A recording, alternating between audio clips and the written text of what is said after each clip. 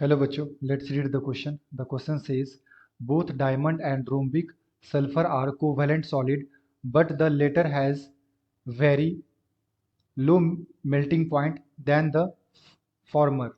Why? तो basically हमें बताना है बच्चों कि डायमंड जो है एंड सल्फर जो है वो दोनों कोवेलेंट सॉलिड होता है। तो जो हमारे पास डायमंड है इसका मेल्टिंग पॉइंट ज़्यादा होता है as compare to rhombic sulphur. तो ऐसा क्यों होता है ये हमें बताना है। सो फर्स्ट ऑफ ऑल बात करते हैं बच्चों यहाँ पे की कॉन्सेप्ट एंड बेसिकली ये क्वेश्चन आया बच्चों types of crystalline solid.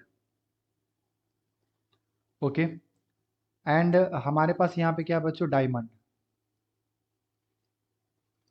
Diamond. तो मैं डायमंड के लिए बेसिकली क्या लिख सकता हूँ बच्चों, diamond are three dimensional structure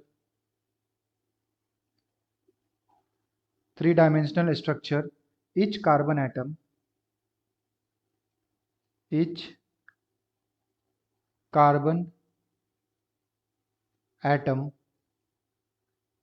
is present in sp3 hybridization due to sp3 hybridisation. इसका मतलब ये होता है बच्चों, जो डायमंड का स्ट्रक्चर होता है इसके अंदर एक कार्बन के जो एटम होते हैं वो बेसिकली 4 कार्बन के एटम के साथ क्या होते हैं, कनेक्ट होते हैं। एंड फर्दर जो नेक्स्ट कार्बन है ये फिर से क्या होगा बच्चों, 4 कार्बन एटम के साथ क्या होता है, कनेक्ट होता है। तो इस तरह का ये 3D डायमेंशनल स्ट्रक्चर का फॉर्मेशन करता है। एंड इसके बीच के जो फोर्स ऑफ अट्रैक्शन होते हैं बच्चों, कोवेलेंट फोर्स ऑफ अट्रैक्शन, ये क्या होता है, बहुत ही स्ट्रांग होता है। सो हम लोग यहाँ पे क्या लिख सकते हैं बच्चों, due to large number of covalent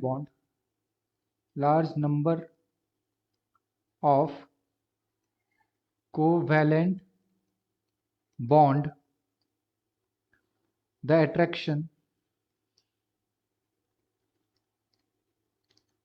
attraction between atoms is very high। तो जो डायमंड्स के एटम्स होते हैं बच्चों, इसके बीच का जो अट्रैक्शंस होता है वो क्या होता है, बहुत ही ज़्यादा हाई होता है। और इसको ब्रेक करने के लिए मेल्टिंग पॉइंट क्या करना पड़ता है, ज़्यादा देना पड़ता है। So we can say that कि जो डायमंड्स का मेल्टिंग पॉइंट होता है, melting point is very high. Okay, तो एक तरह का ये बच्चों नेटवर्क कोवैलेंट सॉलिड होता है। डायमंड का जो स्ट्रक्चर होता है ये एक तरह का नेटवर्क कोवैलेंट सॉलिड होते हैं। इसमें एक कार्बन के एटम 4 कार्बन के एटम के साथ अटैच्ड होते हैं। एंड इस कार्बन का जो हाइब्रिडाइजेशन होता है बच्चों, ये क्या होता है, sp3। एंड ये लार्ज जो जिगजैग बॉन्ड बनाते हैं, इसके वजह से इसके मॉलिक्यूल्स के बीच में लार्ज अट्रैक्शन फोर्स होता है। तो उसको ब्रेक करने के लिए इसका melting point and boiling point जो होता है बच्चों, ये क्या होता है, हाई होता है। Okay, but on the other hand जो हमारे पास रोम्बिक सल्फर होते हैं, इसमें किस तरह का होता है बच्चों, तो हमारे पास क्या है, rhombic sulphur in case of, हम लोग लिख सकते हैं in case of rhombic sulphur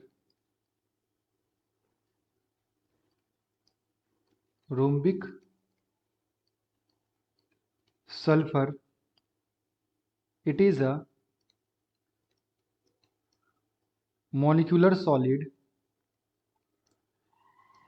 molecular solid and contain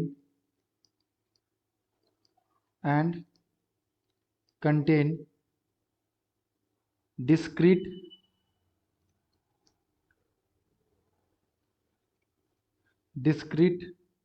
molecules। Okay, यानी कि जो हमारे पास रोम्बिक सल्फर होते हैं बच्चों, बेसिकली ये S8 के फॉर्म में होता है। एंड यहाँ पे 8 ही सल्फर के एटम्स होते हैं। बट अगर आप डायमंड में देखो तो यहाँ पे बहुत सारे कार्बन के एटम्स होते हैं, एक जिगजैग एक लार्ज चेन बना लेता है, लाइक नेटवर्क कोवेलेंट सॉलिड हम लोग इसे बोलते हैं। बट यहाँ पे जो एटम्स होते हैं सॉलिड के अंदर वो क्या होते हैं, बहुत ही स्मॉल होते हैं, बहुत ही कम होते हैं, डिस्क्रीट क्वांटिटी में होते हैं। एंड जो इसके बीच का अट्रैक्शन होता है बच्चों, ये कैसा होता है, वीक वंडरवाल। सो हम लोग क्या बोल सकते हैं, attraction between atom is weak van der Waals.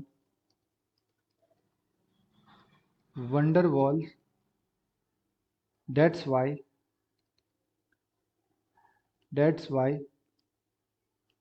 its melting point is low as compared to diamond. Okay बच्चों, तो जो हमारे पास सल्फर होता है ये एसिड के फॉर्म में एग्जिस्ट करता है, रोम्बिक सल्फर हम लोग बोलते हैं। And it is a molecular solid, ये जो सॉलिड के अंदर आता है उस सॉलिड को हम लोग क्या बोलते हैं, मॉलिक्यूलर सॉलिड। जो अट्रैक्शन फोर्स होता है between the sulphur atoms is very low, that's why इसका जो मेल्टिंग पॉइंट होता है ये डायमंड के कंपैरिजन में क्या होता है बच्चों, लो होता है। और डायमंड हमारा क्या होता है, नेटवर्क कोवैलेंट सॉलिड। इसे हम लोग क्या बोल सकते हैं बच्चों, नेटवर्क कोवैलेंट सॉलिड।